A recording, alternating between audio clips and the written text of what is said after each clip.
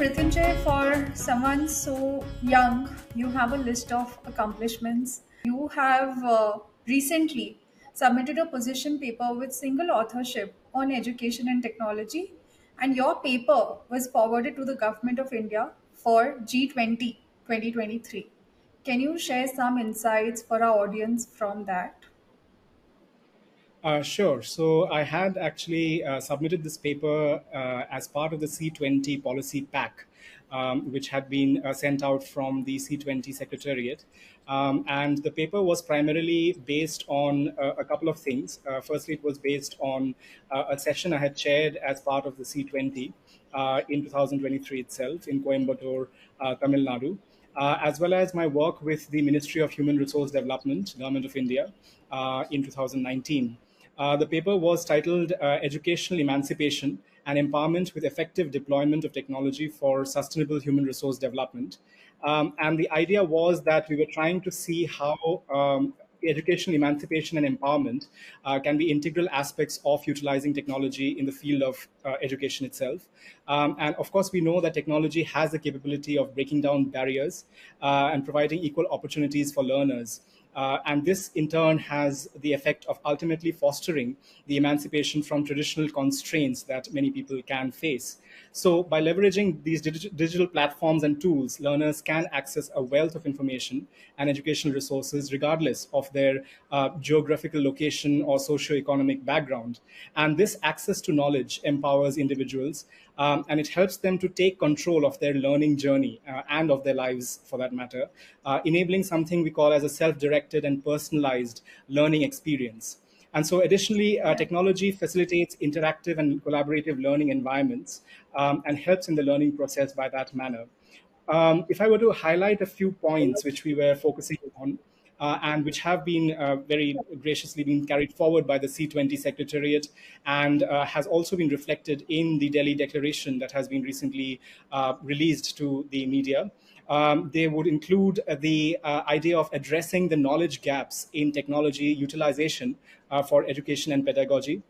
We have tried to look at how the integration of technology with education, with enhanced student-teacher interaction and personalized learning platforms can be undertaken. We have also been trying to look at this aspect of mental health, which is very important when it comes to students and learners in general today, and how that can be made better and can be improved with adaptive learning robotics, for instance, which is highly upcoming and out there technology as it stands. Besides this, of course, we have things like differentiated curriculum, which is very important for looking at the different competencies and interests of students, because we all know that a cohort of students may not have the same competencies or interests for that matter. And there are some customized ways in which maybe the learning experience can be much better facilitated for them. And therefore, all of these points together were part of this position paper, which was forwarded from the C20 Secretariat side. You spoke about adaptive learning robotics. Can you throw some light on that? What exactly is it? And how does it play out in practical life for countries Yes. like India and Africa? Right. So I think when we talk about adaptive learning robotics, you obviously have the deployment of robotic technology. Actually, there are two different kind of technologies which can be looked at together here. One is that of adaptive learning, which by itself has been undertaken in developing countries by various governmental and non-governmental entities. So for instance, when we talk about adaptive learning in India, we have the Khan Academy, which is a well-known educational organization, which has been looking at developing dashboards for adaptive learning experiences and customized module-based learning as such. Even in Africa, we have certain initiatives that have been looking at these aspects in Rwanda, for instance, and a few other African countries as well. Robotics, on the other hand, is taking this to the next level of sorts.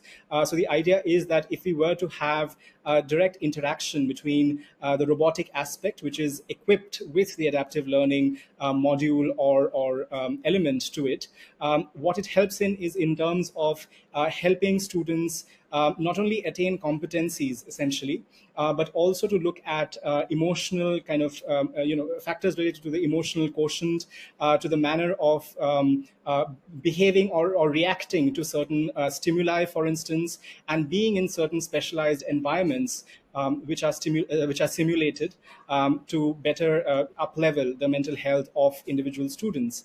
So there are various ways in which this technology can be deployed and effectively used in these places.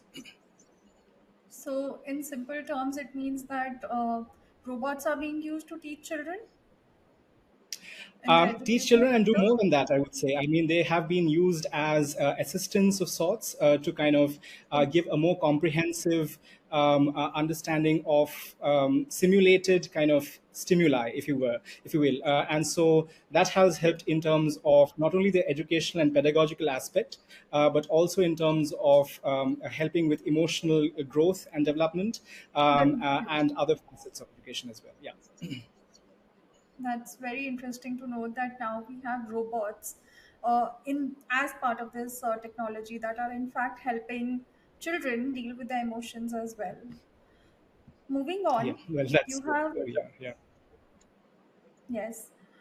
Moving on, you have, your paper went to G20. Speaking of G20, so G20 and Bharat's move to extend membership to Africa are an extension of PM Modi's Sabka Saath Sabka Vikas policy at a global scale. Bharat's declaration has also been adopted. Bharat is being lauded worldwide for its G20 efforts. What are your words of wisdom on Bharat showing the way to the world? Absolutely. I think the G20 has been a very, very important event for us. It has been a watershed moment of sorts when it comes to modern Indian history. And the G20 initiatives, and especially this inclusion of the African Union and the African countries as permanent members of G20, is commendable, is something that is, I would see it as an offshoot of the civilizational ethos of India itself. So, if you were to go into the nitty gritties of it, obviously the first thing that comes to mind is the element of inclusivity and the idea of Vasudeva Kutumbakam, which is that the world is one family. And so, India's efforts to extend the G20 membership to Africa reflects this age-old philosophy of cosmopolitanism, if you will, and the belief in Vasudeva Kutumbakam underscores that all living beings are interconnected, and this philosophy, of course, extends to various nations as it stands, and different hierarchies of, I wouldn't say hierarchies is the wrong word, but various units of human existence, if you will. And so, by advocating for Africa's inclusion, India has exemplified its commitment to standing by this civilizational ethos. But besides that, I would also like to highlight that we have made various other forays into different areas. For instance, the idea of decentralized and democratized diplomacy, where we have had different events across the country where world leaders have come forth and interacted with individuals across the nation, and also the efforts of the different engagement groups, such as, for instance, the Y20, Youth 20, Civil 20 itself, has been a prime example of how participatory democracy and diplomacy can be. And of course, we have stood for ahimsa, we have stood for various ideals which have been part of our ancient civilizational ethos, as well as things like the independence movement with Gandhiji, for instance. We have also tried to see how sustainable living and environmental stewardship can be brought forth, which is very important because the Bharatiya vision for existence is one of sustainability. It has elements where we talk about the primacy of the Pancha Mahabhut, the five elements, and Prakriti. And so we are not living an isolated existence. We are living what can be called a relational reality, right, where we have this important instantiation of interconnectedness. And finally, we also have Interdependence. certain other aspects. Yeah, sorry. Yeah, interdependence, you would say. Yes, interdependence, absolutely. And I think that also comes into different realms. For instance, economic equity, right? When we talk about democracy, it's not just political democracy, it's also democracy of the economics, for instance. And I have written in the past about a certain aspect of spiritual democracy as well, where you have, or in other words, pluralism, which we espouse so much. Besides that, I think there are some pertinent aspects on inner peace and stability. For instance, as part of the Civil 20 discussions and events, there was a lot of emphasis on mindfulness, and how there is a balancing the inner and the outer world. The message of how the individuated is akin to the universal, right? How in the Mahavakya we know Aham Brahmasmi, which is the idea that all of us are part and parcel of a larger reality. So I think all of these together have put forth a beautiful and novel message, and a position that I think has not been seen in very many G20s before. You spoke of mindfulness, Mrittunjoy ji. So, would you say that Bharat has exported mindfulness to the world through the practice of Dhyan That's a and very Yoga? loaded. That's a loaded question. I would say the human existence or condition itself by default has an element of curiosity, of being mindful of one's thoughts and consciousness, for that matter. So I'm sure there have been various places where this has either originated or developed in the past. But of course, in Bharat, we have had a tradition of the primacy of consciousness in, for instance, our Upanishads, and our treatises, the works of various luminaries in the past as well. And so we have a tradition that has been long standing. Saying that it has been exported from here may be a little a bit of a stretch. But yes, we have been very strong and persistent and advocates of this way of thinking about life. Yes. That's a well-rounded approach. Thank you for your answer. Mrityunjoy ji, you have written a paper on truth as a universal concept being reflected upon in all religions. And in your paper, you have in fact cited examples from religious texts to back your theory. So, but when you come on the ground, then the ground reality is actually very different. For instance, recently you have had people in positions of power calling Sanatan Dharma uh, HIV, they've called, somebody has called it malaria, somebody has called it dengue. What's your take on this line of thought? And recently, there has also been a video of a church priest or pastor asking people to beat Hinduism out of practitioners to convert and save them. How can you bridge the gap between the truth, the ultimate truth which you have talked about in your paper, and the ground reality? Right. I think there are two parts to the question that you've asked. I think the first part that I would like to address is the particular example that you mentioned, or rather, the couple of examples you mentioned.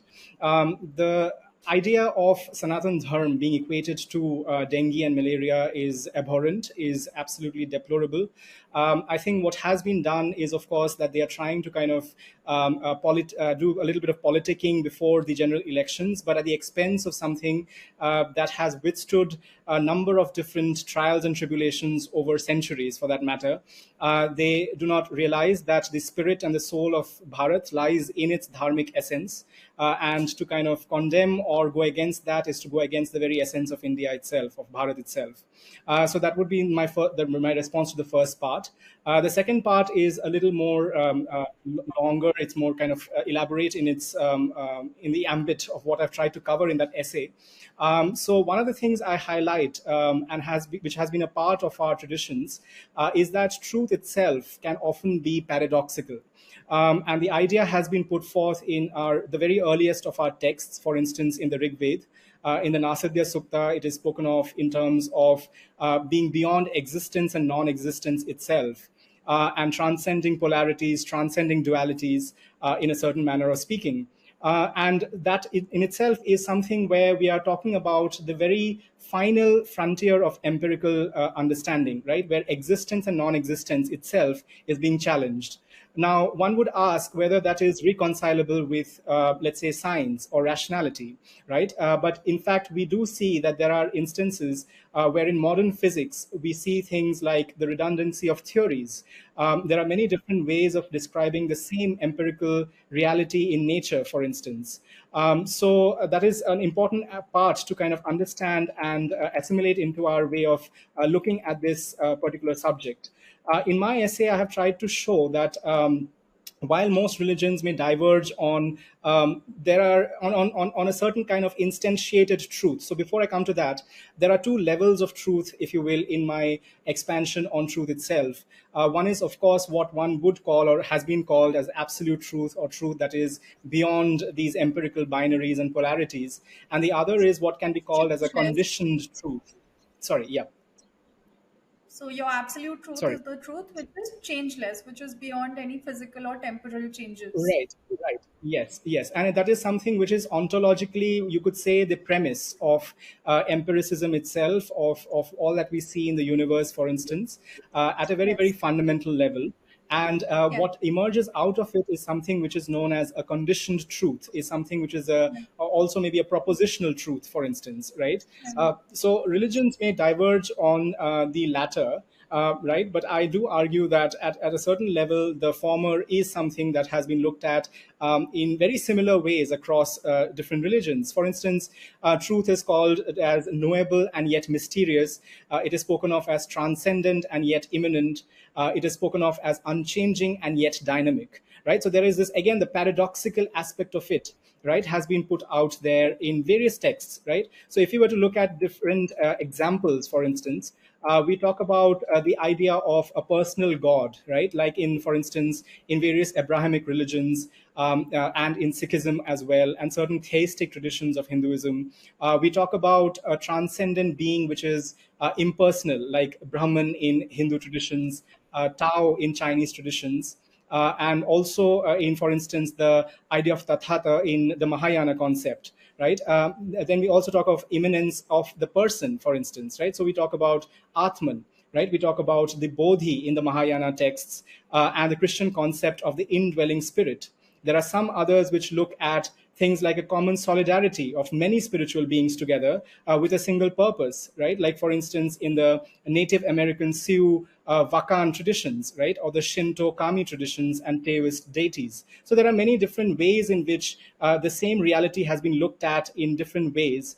And therefore, one has to look at what there is this very famous thinker who, by the name of John Hick, who talks about a theology of religions which stresses the infinite nature of the Godhead, exceeding the scope of all our concepts, and the salvific efficacy of the variety of ways, giving us different ways to look at the same reality.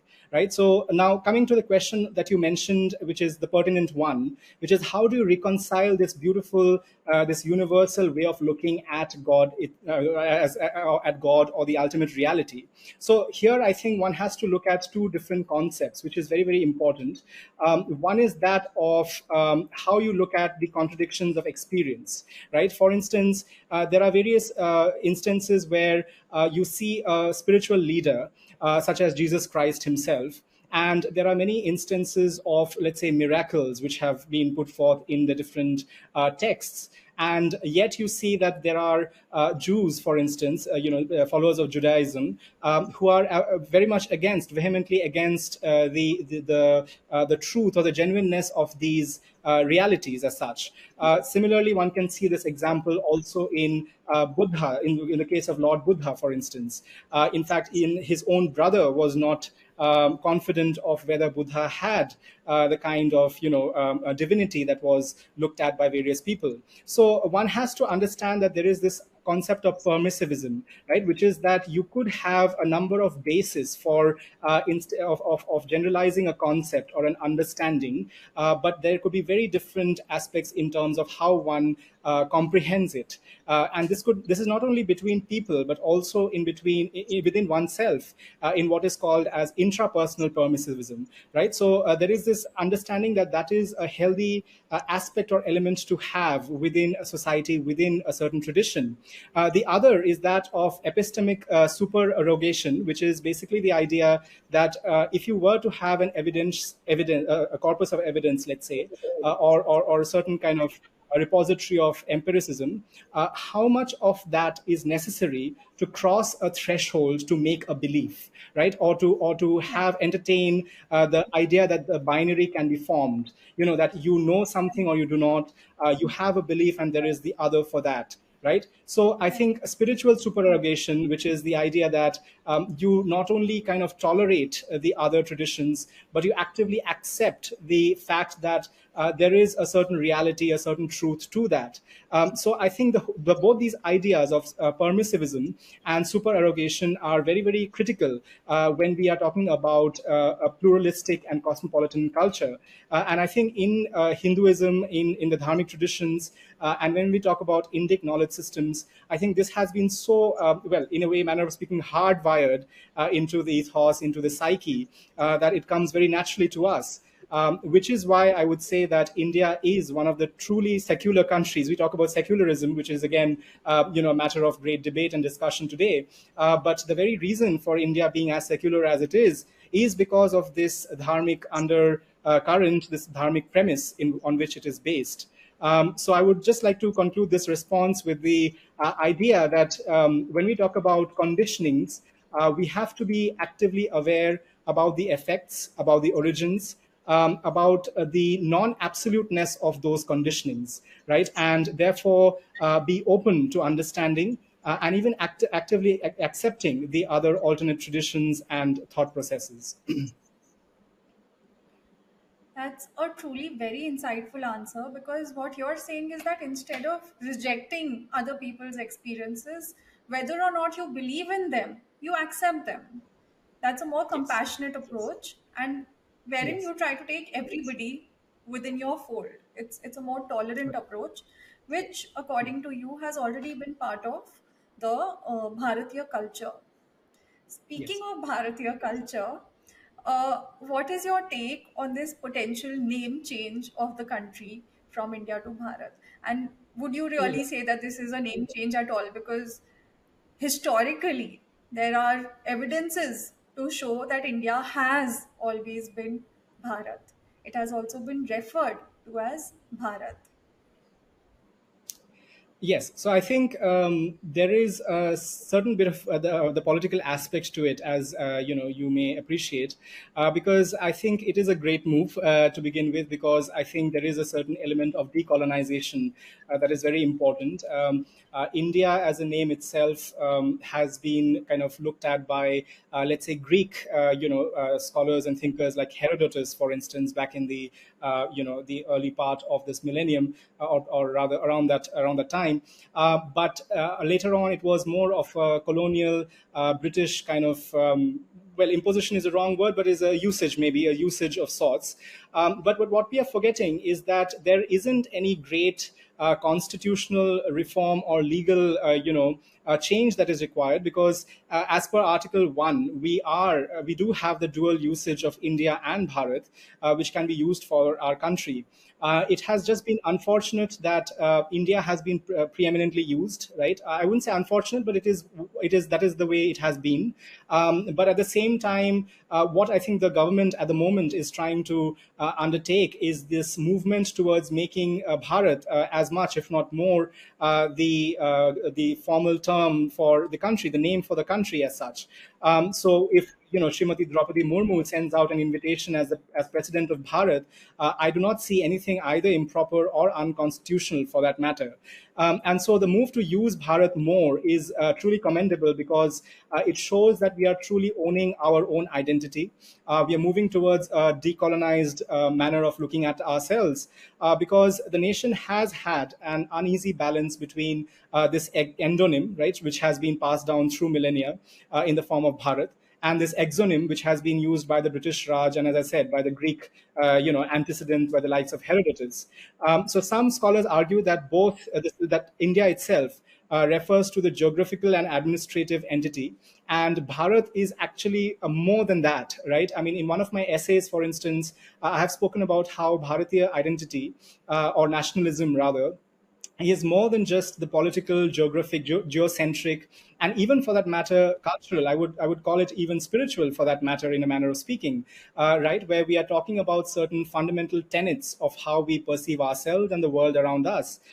So Bharat has a much larger kind of significance as a socio-cultural and even a spiritual entity, right? And therefore, this whole idea that it is alien to many cross sections of the country may partially have some truth to it. But even among, for instance, Dravidian populace, we have instances of the use of similar or associated terms. For instance, in Tamil, there is an early version of the Mahabharata, which is also regarded as Sangam Paratam, right? With Paratam being an analog of Bharat, for instance. And so, for scholars like M.S.H. Thompson, for instance, in his 1960 essay, which was published in the Journal of the Royal Asiatic Society, says that the works of Nachi Narkanyar have references to this even. In Malayalam, we have terms like Bharatam, Telugu, we have Bharata Desam. And so there are many instances where this has been seen across the country. And even when the Constituent Assembly discussions were happening, there was a very well-known leader by the name of Hari Vishnu Kamath, who was a forward bloc leader. And he had, in fact, wanted to amend the first Article 1 of the Constitution and rephrase it with Bharat being first. So he said, Bharat, or in the English language, India shall be a union of states. And there were other leaders like Yes. Kamlapati Tripathi and others who had also tried to stand for this. But interestingly, when Even the vote had Govindasji, finally happened, I think it was. Sorry? even Said Govindasji in the Yes. Constitutional Assembly debates. Yes, yes. Exactly, and so, but when the vote happened, then 38 members, I think, voted for Bharat, that is India, while something around 50 to 51 voted for India, that is Bharat, and therefore we had to go with the latter. But the thing is, now we have moved, 70, 75 years, ahead, and we are truly, in various ways, becoming, coming into ourselves in a way, right? So we have Atmanirbharta, which is very important. I mean, self-reliance, which Sri Narendra Modi has kind of put forth as an important aspect, and obviously decolonization of various institutions, of the way in which we look at ourselves as a nation, are also very important. So I think this is a good move, and I don't think there should be this much of hullabaloo around it. But it is what it is, and we have to work with it. Very, very well-rounded answer. I especially liked your reference of how Bharat is not just a geopolitical entity, but also a socio-cultural and spiritual entity. Thank you for your very insightful answer and very well-rounded, like I said. Uh, Moving on to the more to your area of expertise, which is quantum mechanics, I believe. So, as a highly learned man of science, do you think that the understanding of science of ancient Bharat and the Western world is different in any manner? And if it is different, then how? Right. So I think the idea of Western science has been something which has been premised on some fundamental axioms or tenets, right? So one is, of course, that of reductionism, right? So there, what we see is a reduction of a whole, or an entity into the sum of its parts, right, or its constituents. That is something which has been primary in Western kind of scientific traditions. Also, this idea of absoluteness, right? When we're talking about, for instance, classical mechanics, for our viewers here, we talk about how we are looking at the rate of change of, let's say, distance or speed with time, right? And in that, we are assuming that there is a certain non-changing aspect of time, for instance, right? Now the thing is, over the last century and century and a half, we have seen a certain movement away from these two fundamental tenets. We have seen that reductionism is not always the most convenient or the most applicable necessarily. There are aspects, for instance, like or other theories like Bohmian mechanics, which looks at the whole and not the parts alone. And then the idea of absoluteness, I think that is another a very interesting story in itself, where we have seen that absoluteness has been systematically demolished in the scientific world. We initially began with the demolition of absoluteness of space and time, with Einstein's theory of relativity, for instance.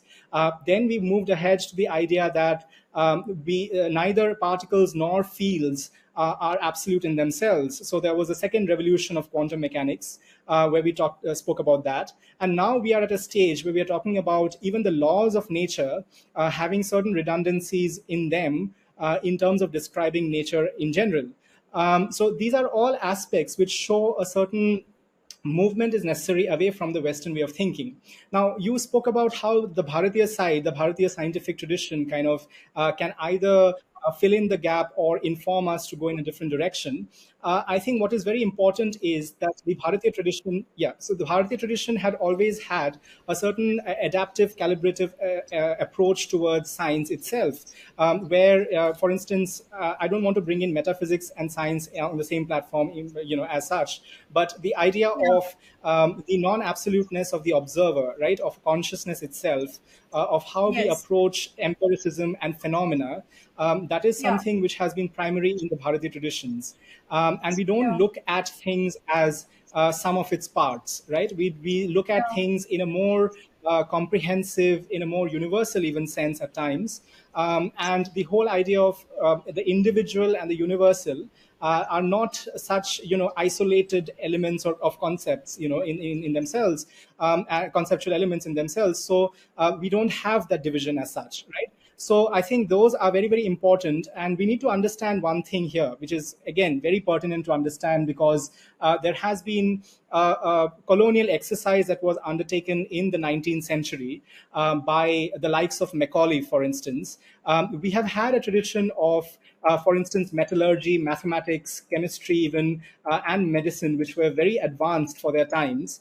But over time, what was done was we were made to feel inferior, right? In a systematic manner, we were made to feel that civilization was brought to us, that innovations were brought to us, and therefore we often lost touch with, our own heritage.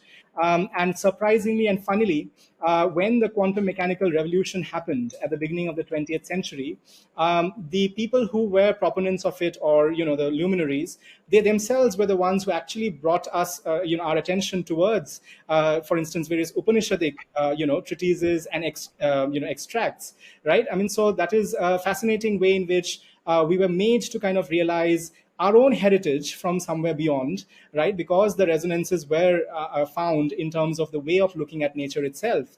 And so when we're talking about how we can encourage that, I think it has to be at two different levels. One is that it has to be logistical. I mean, there has to be support given to promote Indian science, and I'm not talking about Indic knowledge systems, but Indian science in general. And I think the government has been looking into this aspect. We have the National Quantum Mission that had been recently launched, which has a 6,000 crore budget and is trying to shore up the quantum infrastructure of the country. And on the other hand, this is the more of the logistical aspect. The other hand would be the epistemological and ontological aspect, where we have to kind of reclaim our own understanding of things and not be rigid about it. I would say we have to synthesize contemporary scientific advancements and our knowledge as it stands, right? And if there are places where things have to be discarded or revised, for instance, I think we should have the courage and the propriety to do that as it stands. Right. Mrityunjoyji, you spoke about the unchanging aspect of time in your answer. What exactly do you mean by that? If you could explain it for our viewers. So What unchanging exactly aspect, not is of the time. unchanging aspect of time? Of truth, of the for lack of a better word, the absolute truth, if you will. So if I were to give you, I'll give you two parts of this answer. There'll be one which is to do with the scientific aspect, and one the metaphysical one. So let me start with the metaphysical one. So we have the expansion of the truth, or the idea of the truth, in Indic traditions and in various other traditions. And in that, what is often mentioned is this immutable aspect, this unchanging aspect, over which, fluctuations, for instance, lead to different kinds of phenomena, right? So, for instance, in Trika Shaivism, which is Kashmiri Shaivism, you have the idea of the spanda and the spota, right, which are pulsations of nature, and how that leads to various kinds of phenomena. When we talk about science, and this is, modern science as it stands, there has been a question about what happened before the Big Bang, right? Or rather, even what happened in the first few moments of the Big Bang. And the idea comes from the fact that we see in nature, the fundamental forces of nature have not always been around as they are. They have evolved over time in the sense of, initially there was one force, is the hypothesis, or rather the accepted kind of understanding, and that diverged into various different fundamental forces, right? So we have four forces of nature as we know it, as it stands. So the forces themselves, space and time, and the idea of cause and effect, or causality as we call it, all of them could themselves be immanent. They could themselves be something which emerged from a much more fundamental premise, right? And so people have been discussing about ways to address this point.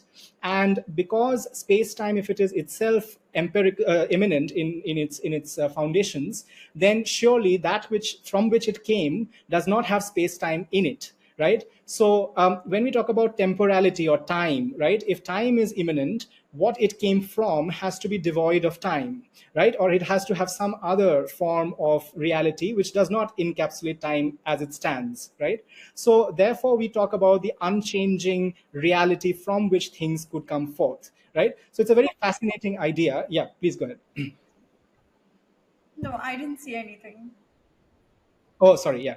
So it's a very fascinating idea, which looks at how the various aspects and elements of nature themselves are immanent, and there is no absoluteness of space time, of the nature of whether it is a particle or a field, for instance, or even the laws of nature themselves are qualified, right? So Stephen Hawking, before he passed away, he had published a book on this, and he speaks about how there are different families of theories which just come together in certain conditions and under certain circumstances, and their predictions match, but they themselves are separate theories, right? And he gave what can be called a rather a negative, not a negative, but a pessimistic thought that there isn't a theory of everything, right? Which has been the center point of most pursuits in physics in various aspects. And so he said that maybe there isn't a theory of everything, and it is just a contingent kind of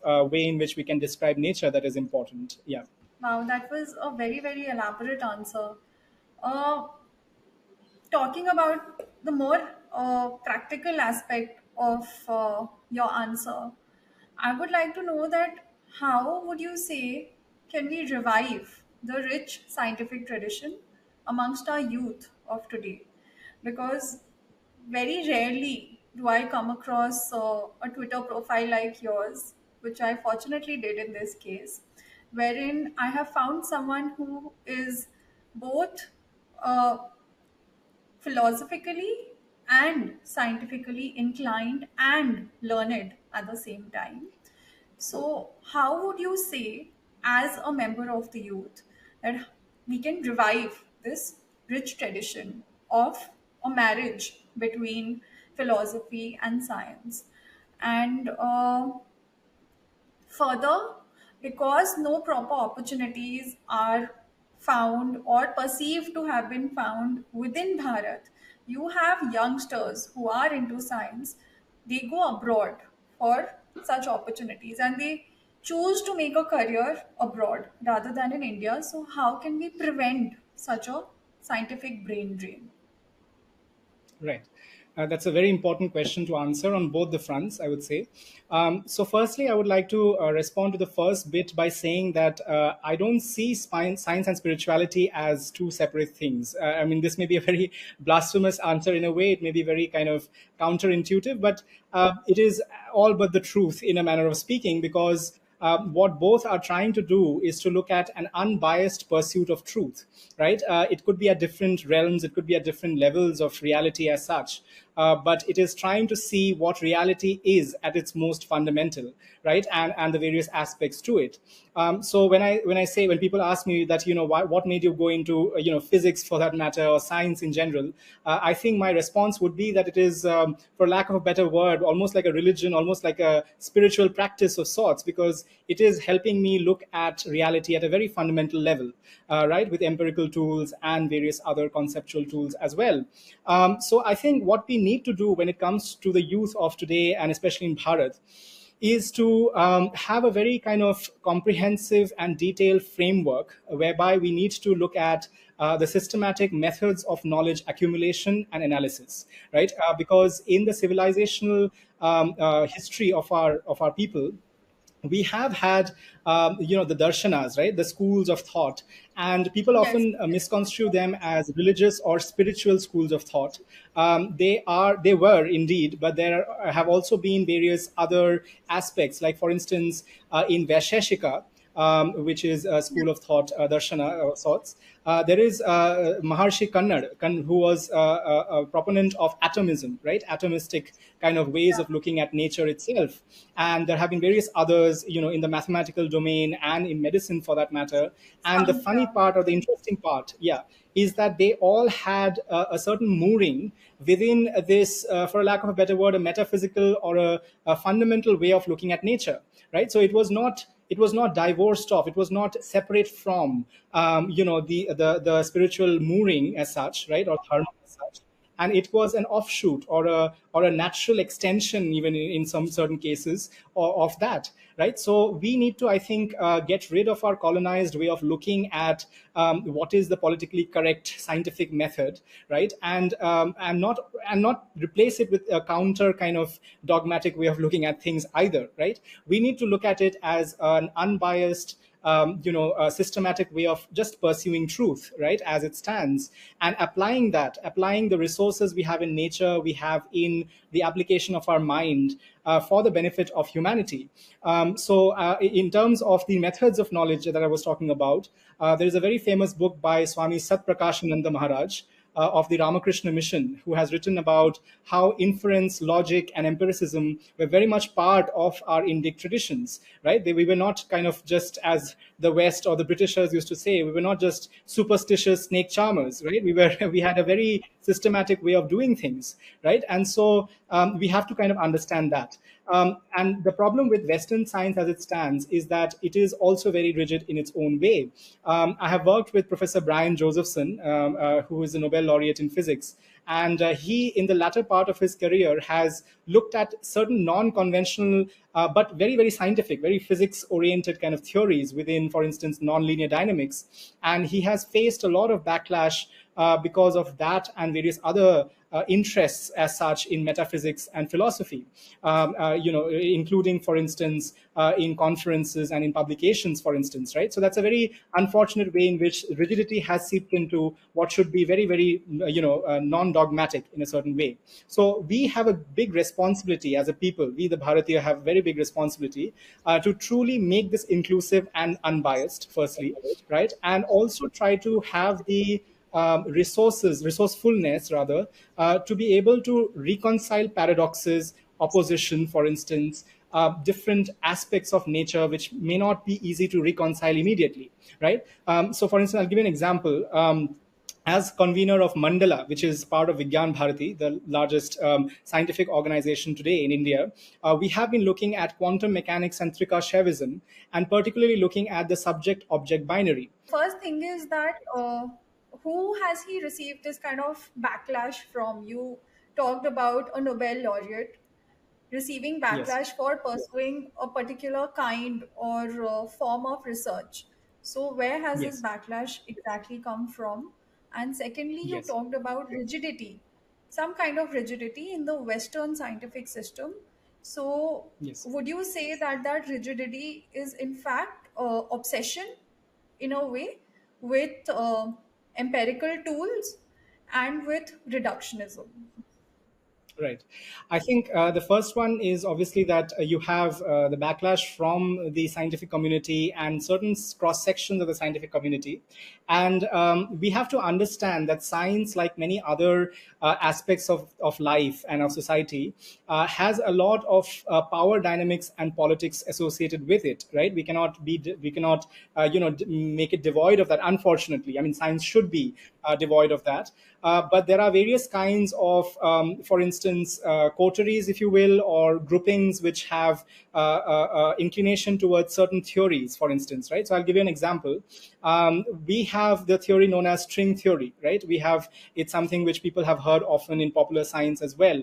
Now, the thing is, there are some fundamental aspects of string theory which have not yet been proven empirically, right? So, for instance, we have this thing called supersymmetry, which talks about how bosons and fermions, bosons being the carriers of the forces of nature, and fermions being what usually matter is composed of, there being a certain kind of symmetry between them, of there being analogs of bosons for every fermion, for instance, and vice versa.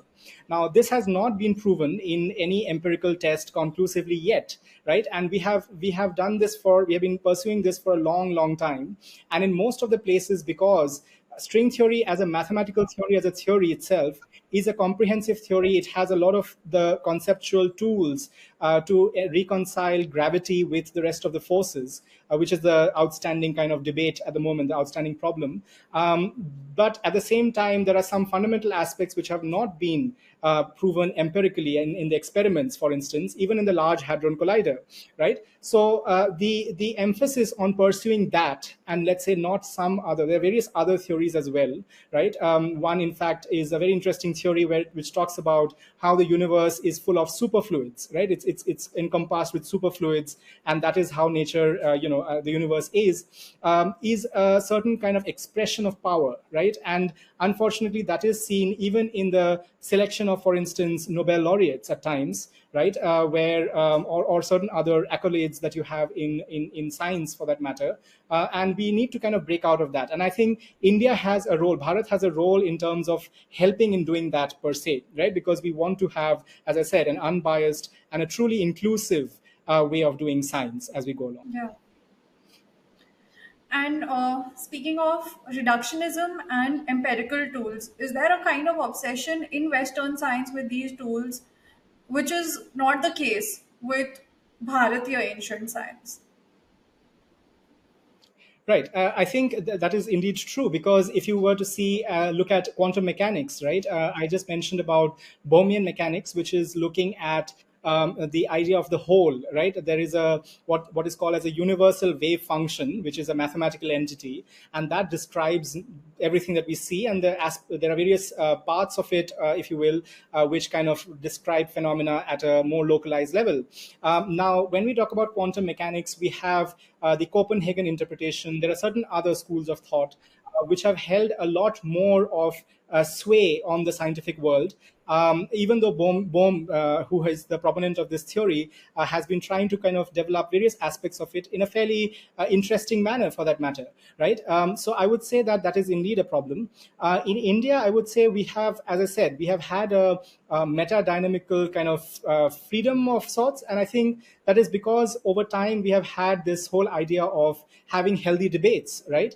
Purva Paksh, as we often call it, right? Where we have the idea that you could have a discussion both on metadynamics and on various empirical aspects as well. So if you were to talk about spirituality or the theological aspects, you even have atheism, right? Which is in the Charvak tradition, for instance, or agnosticism in a way, which is not only propounded by the Charvaks, but even in the Nasadya Sukta, in the last verse, you see a very high level of agnostic kind of thought, where you leave the truth up to the person who's reading it, who's trying to understand it, right? So I think this whole idea of that level of freedom, right, has been present in Bharat since times immemorial, right? And therefore, that can be something which can really bring in a revolution in thought, in the way we think, in the pursuit of truth, right? So I think that is definitely something we should look forward to.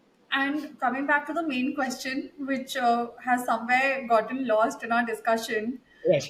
that how do you think we can prevent scientific brain drain from Bharat? Right. Right. So I think that there are two levels to it again. So one is that I think I addressed that briefly in one of my responses. So you have the logistical aspect, right? The reason why brain drain is happening, if you were to look at, for instance, the experiences of even Venki Ramakrishnan, who is a Nobel laureate. He was the president of the Royal Society of London, for instance. He mentions in his writings and in his in his anecdotes that he faced a lot of resistance, a lot of kind of lack of support or appreciation, for that matter, right? But I would say that as we come along in the last decade or so, we have seen a massive kind of improvement on that front, right? We have seen scholarships and fellowships and various kinds of financial support systems being given. We have seen things like the Inspire program, which has been put out. There has been a national supercomputing mission, a national quantum computing mission, and various other missions on that front, where a massive chunk of the budget has been put out for these pursuits. And on the other hand, we would also have to truly decolonize the minds of students and the youth, right? I mean, the fact that we can do good science here, we have had a tradition of good science in India since, ancient times for that matter, right? And we can be self-reliant in that respect, has to be ingrained in the minds of the students, right? I mean, many people may know or may not know that Abdul Salam, who was a Nobel laureate and he was from Pakistan, had a teacher who was in Bengali, physicist, and he always says, Abdul Salam always said that he was indebted to him. When it comes to Stephen Hawking's work, there has been work on by Rai Chaudhary, who is also an Indian physicist. Satyendra Nath Bose, who is the proponent of the boson, which is the force carrier, is one of the most celebrated luminaries of physics in the last century, right? So we do not lack anything whatsoever. So we have to kind of put that into the minds of the students. So both at the level of the mind and at the level of support, I think we have to make the efforts to ensure that brain drain does not happen. And anything in terms of better infrastructure. So these missions that you were talking about, the quantum Yes. missions that you refer to, are they doing anything to set up universities that cater to such students, to the needs of the students who want to pursue a career in science? Are we having such Uh, universities, etc., come up in Bharat Absolutely. itself? Yes, so we have the university system called the ISR system, Indian Institute of Science, Education and Research, which is there are about 5 or 6 of them across the country. So they are along the lines of the IITs, but more for the pure sciences and scientific research. And I myself happened to have an internship stint at ISA Kolkata back in my undergrad days, and so they have a good faculty and infrastructure that is being built. Moreover, I think the government has also laid emphasis on the premier institutions like IISc, IITs, TIFR for that matter. We have specialized kind of groups which are working on things like quantum computers. So we are planning to, for instance, make a 20 qubit quantum computer in the years ahead. We have already achieved about 3 qubits quantum bit computers in TIFR Mumbai. So I think in terms of research pursuits and teaching, both are being promoted by the government of India as well as various universities which are out there. But of course, there's a lot to be done. And if we were to compare ourselves with, let's say, the West or even with China for that matter, we have to kind of, really up our, ante essentially. But I think we are going along in a very sure-footed and a very dedicated manner. And I think we have a very promising future in that sense. That's very good to hear. There has been so much talk around, and rightfully so, around the Chandrayaan 3 and the Aditya L1 missions. What exactly are the applications of these missions and their findings? Can you throw some light on that? Right. So I think that's a good question because people often ask, even in the US for that matter, when the Apollo program or the Pioneer program were happening, people used to ask NASA, how is it going to help us, right? So the thing is, the answer is obviously very kind of, multifaceted. One is that there are a lot of things which have come into common, usage. For instance, like Walkman or sports shoes, for instance, earpods and phones, for instance. These are all things which were at some point or the other actually developed for space programs, right? And they eventually kind of came into society, and we all of us use it these days. But more importantly, what we are trying to get across to is this frontier of human understanding, and what we are trying to get across is the fundamental knowledge about things that are around us in terms of celestial systems.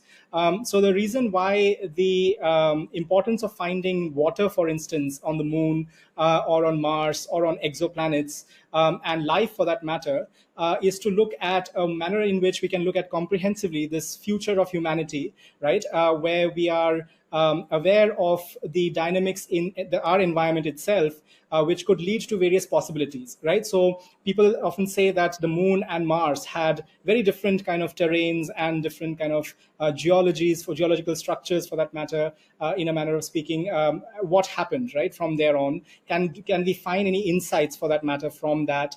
Can we find any resources for that matter from these celestial bodies, right? So talking about Chandrayaan 3 and Aditya L1, I think in the last 1 or 2 months, I think ISRO has really made such a mark that everyone from NASA to Roscosmos to the EU are, well, pleasantly surprised, I would say, in a manner of speaking, because Chandrayaan 3, as you may know and our viewers may know, is the first mission to have landed on the south pole of the moon.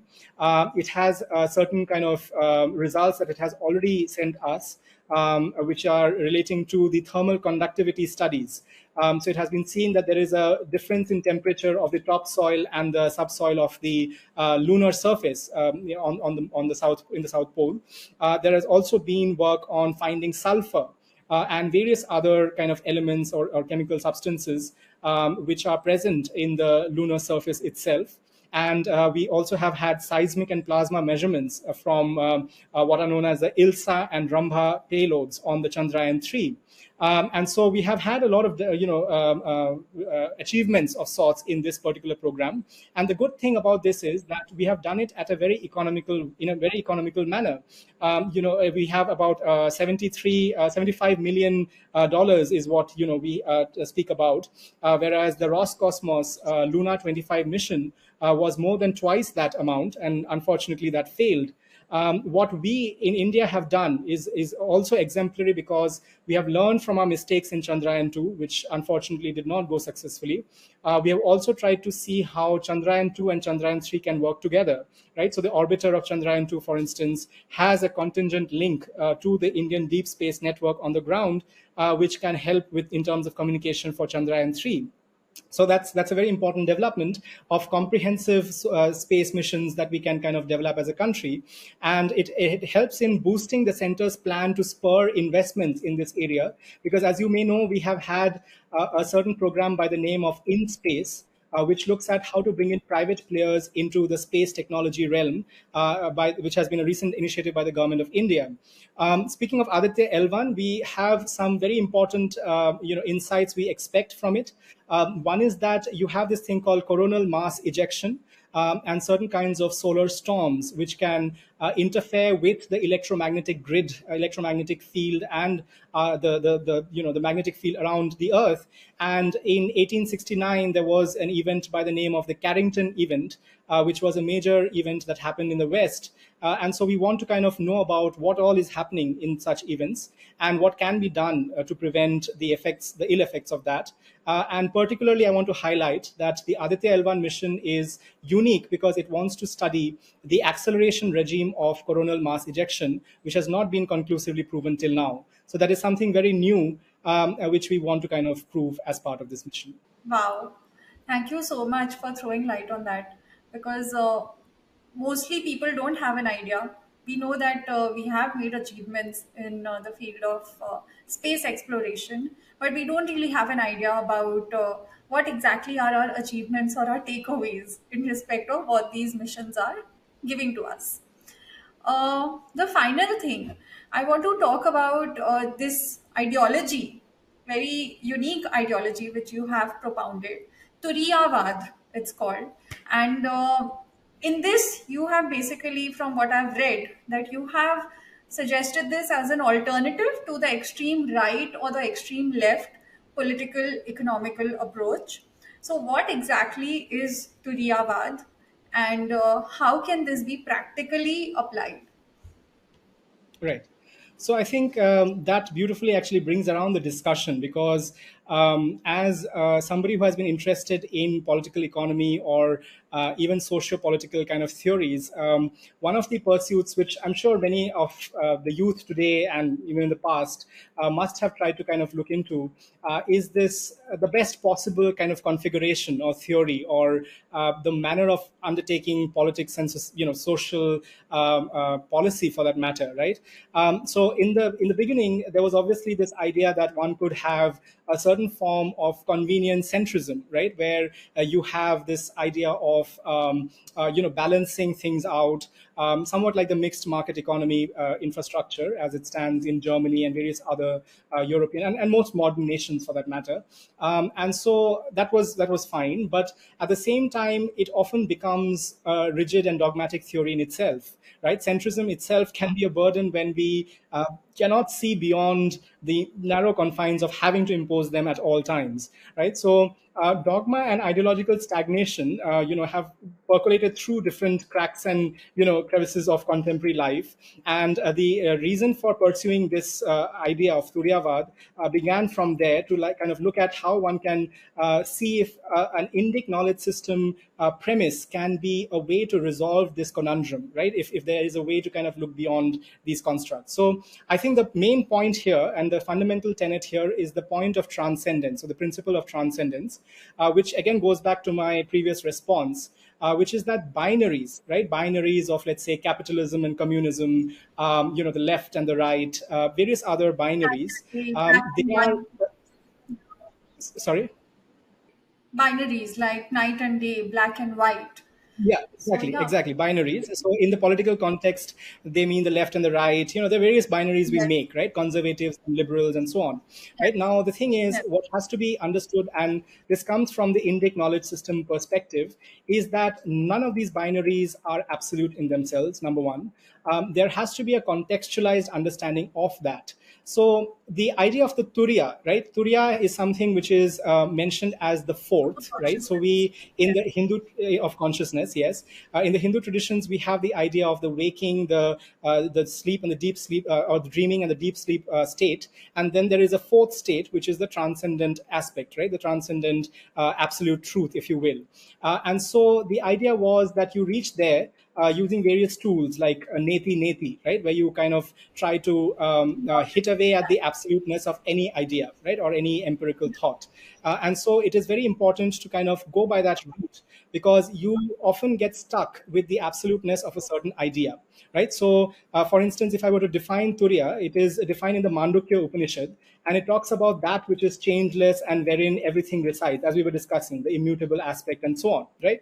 Now, the question which you put, the latter part of your question, was in terms of how do you actually instantiate it when it comes to real political economy and theory, or policy rather, right? So the best answer to that would be that I think a more scientific approach, for lack of a better word, or a more truth oriented, a more factual, more informed approach to policy making and politics. Not policy making is, of course, by definition factual, even though it is often colored by different political ideologies, is, I think, the way that has to be kind of undertaken, where you look at the ground realities as it stands.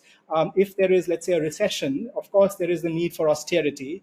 If there is a certain kind of prosperity, you obviously have more space for welfare schemes, right? So one has to calibrate, one has to adapt to reality as we go along, and one has to have that maturity to understand that none of the theories in themselves are equipped for all of the possible scenarios that a country may face or your people may face. So, for instance, in economics, you have Nobel laureate Professor Abhijit Banerjee and Professor Esther Duflo, I mean, who have some interesting thoughts that I may not agree with, but they have looked at this experimental approach to alleviating global poverty. And they try to look at how the economics can be driven, development economics in a certain manner of speaking, with this calibrative, adaptive approach. So Turyavad is to kind of look at this idea that at the fundamental level, life, universe, and society, and politics for that matter, are a kind of playing ground of non-absolutes, right? Where you have a certain contextualized understanding of realities as they stand. and you make a calibrative, adaptive approach towards making policy and seeing as to what can be done in terms of different dimensions, right? So economics, for instance, social dimensions, and various other interconnected dimensions. So I have expanded on that further in certain other writings as well, when it comes to political, economic, and spiritual democracy. But I would not go into that at the moment. But that is the fundamental premise, and I really feel that in a world which is increasingly polarized, right, which is increasingly struck by conflict, for that matter, and often the conflict is for very, very not trivial necessarily, but very kind of shallow doctrinal elements, right, of certain points of difference, which can be reconciled if one were to look at it in that much of a broad-based, non-absolute manner, right? So therefore, I want to kind of take this forward, of course, and I've tried to write about it and also kind of put that forward in various fora. So yeah, let's see how that goes. Thank you for joining us today, Mrittunjoy ji. And I am so delighted to have made your acquaintance, because what I see in you is a young, especially when you spoke about Bharat being a spiritual, socio-cultural entity and not just a geopolitical entity, when you spoke about how the ultimate truth is the same across all religions and various religious texts. They actually talk about it, and they just prescribe different methods to reach that same ultimate truth. I found in you reflections of Ramakrishna Paramhans ji's philosophy, and we know that he himself had also uh, experimented with principles of Islam. uh, when you spoke about the National Quantum Mission and how the current government, how Modi ji's government has in the past few years brought about these different missions to push the pursuit of science forward amongst the youth of the country. All in all, it has been a very enlightening discussion, and I thank you for taking time out to join us today. I am truly delighted to have made your acquaintance, to have found a mind which is equally inclined towards philosophy and science, which is such a rare combination in today's date. Thank you, Shreya. Thank you. Namaste. Please remember to subscribe to us and switch on the notifications for this channel. For our other social media links, more content, and to support our work, please visit citti.net. Dhanyavad. Namaskar.